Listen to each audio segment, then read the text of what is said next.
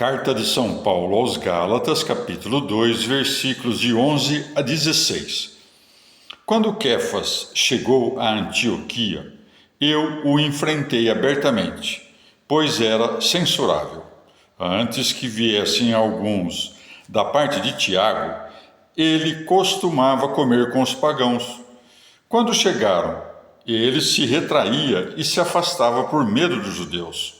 Os outros judeu-cristãos começaram a fingir como ele, a tal ponto que também Barnabé se deixou arrastar ao fingimento. Quando vi que não agiam retamente segundo a verdade do Evangelho, disse a Pedro na presença de todos: Se tu, que és judeu, vives de modo pagão e não judeu, como obrigas os pagãos a viver como judeus? Nós, judeus de nascimento, não pagãos pecadores, sabemos que o homem não obtém a justiça pela observância da lei, mas por crer em Jesus Cristo. Nós cremos em Cristo, Jesus, para obter a justiça pela fé em Cristo e não por cumprir a lei, pois pelo cumprimento da lei ninguém obtém a justiça. Palavra do Senhor. Comentário Gálatas 2, de 11 a 16, Santo Agostinho. Paulo não caíra em simulação alguma, porque observava em todas as partes o que via ser conveniente, seja às igrejas dos gentios, seja às dos judeus, de modo que jamais abolia um costume cujo seguimento não impedia a consecução do reino de Deus. Somente advertia que ninguém depositasse a esperança da salvação em coisas supérfluas, ainda que ele quisesse observar o costume entre eles, tendo em conta a ofensa que poderia fazer aos fracos.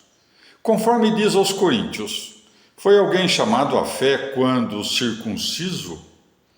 Não procure dissimular sua circuncisão. Foi alguém incircunciso chamado à fé? Não se faça circuncidar.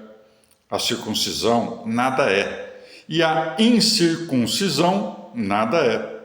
O que vale é a observância dos mandamentos de Deus. Permaneça cada um na condição em que se encontrava quando foi chamado. 1 Coríntios 7, de 18 a 20. Com efeito, isto se refere àqueles costumes e usos da vida que em nada são obstáculos para a fé e os bons costumes. Pois, se era ladrão quando alguém foi chamado, não deve permanecer no latrocínio. Mas Pedro, ao vir a Antioquia, foi repreendido por Paulo, não porque observava uma tradição dos judeus, na qual nascera e fora educado, embora não a observasse entre os gentios, mas foi repreendido porque pretendia impô-la aos gentios, ao ver que alguns vindos da parte de Tiago, ou seja, da Judéia, pois Tiago estava à frente da igreja de Jerusalém. Com efeito, com medo daqueles que ainda pensavam que a salvação consistia naqueles costumes, apartava-se dos gentios e, com simulação, concordava com eles em impor aos gentios aquele fardo da escravidão. E isso transparece muito bem nas palavras da repreensão. Não diz, de fato, se tu, sendo judeu, vives à maneira dos gentios e não dos judeus, como voltas outra vez ao costume dos judeus? Mas, por que forças, diz, os gentios, por que forças, diz, os gentios a viverem como judeus? A necessidade obrigou-o a dizê-lo diante de todos, com o objetivo de que todos se curassem com aquela repreensão. Com efeito, não era útil que corrigisse às ocultas um erro que causaria dano às claras. Vem a propósito o fato de que a firmeza e o amor de Pedro, a quem o Senhor disse 3 vezes, tu me amas? Apacenta minhas ovelhas. João 21,15. Fizeram-no suportar de bom grado a repreensão do último pastor em favor da salvação do rebanho. Pois o repreendido era mais digno e mais difícil de ser imitado do que o autor da repreensão.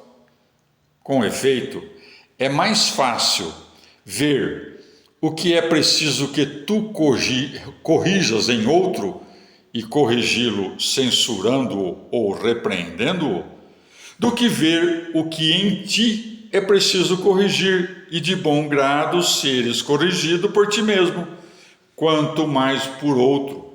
Mas ainda, se ele lhe for um inferior, sobremaneira diante de todos. Esse fato serve de um grande exemplo de humildade, a qual é o mais importante exercício cristão. Pois pela humildade se mantém a caridade. Com efeito, nada a abala mais do que a soberba. E por isso o Senhor não diz: tomai o meu jugo e aprendei de mim, porque ressuscito do sepulcro cadáveres sepultados há 4 dias, e porque expulso todos os demônios e as doenças dos corpos dos homens, e coisas semelhantes. Mas tomai sobre vós o meu jugo e aprendei de mim, porque sou manso e humilde de coração. Mateus 11, 29. Aqueles são sinais de realidades espirituais. Enquanto ser manso e mantenedor humilde da caridade são próprias realidades espirituais, as quais são conduzidos por aqueles os que, dependentes dos olhos corporais, buscam a fé nas realidades invisíveis, a partir de coisas novas e extraordinárias, porque não o conseguem com base em coisas conhecidas e rotineiras.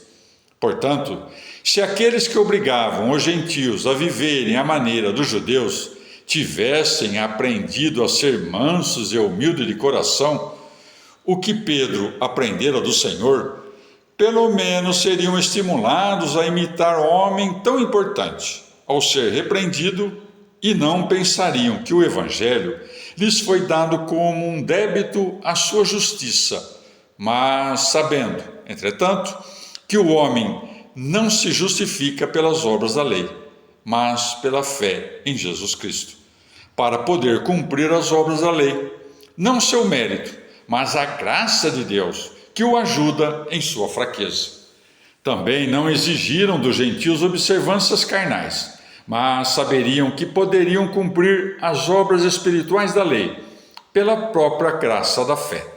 Com efeito, carne alguma será justificada, ou seja, homem algum ou todos os que pensam segundo a carne se justificarão pelas obras da lei, se as atribuir às suas próprias forças e não à graça de Deus misericordioso. Por isso, os que já estavam sob a lei creram em Cristo, não porque eram justos, mas para que fossem justificados, abraçaram a graça da fé.